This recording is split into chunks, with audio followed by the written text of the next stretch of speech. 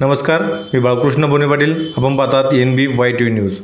एक पाऊल प्रसिद्धीकडे. मुख्यमंत्री माझी लाडकी बहीण या योजनेचा शुभारंभ झालेला आहे आणि त्यासाठी पात्र असणाऱ्या महिला भगिनींसाठी अर्ज भरण्याची प्रक्रिया सुरू झालेली आहे.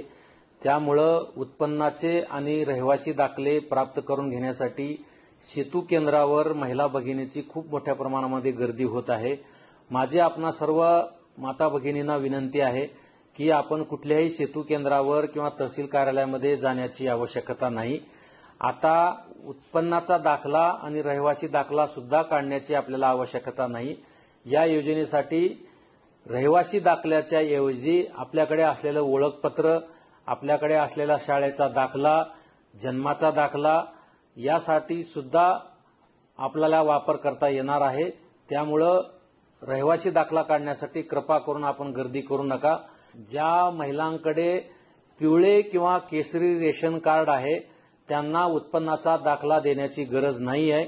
समस्त महिलांना विनंती आहे की आपापल्या गावामध्ये तलाठी, ग्रामसेवक, अंगणवाडी ताई, अंगणवाडी मदतनीस यांच्या माध्यमातून आपला अर्ज स्वीकारला जाणार आहे.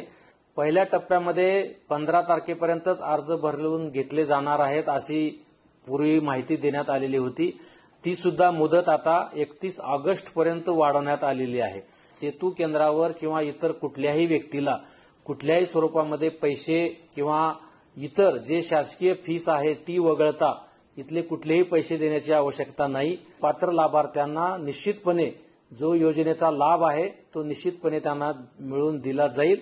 आपण निश्चिंत राहावं. आपण काहीही काळजी करू नका, कुठेही गर्दी करू नका.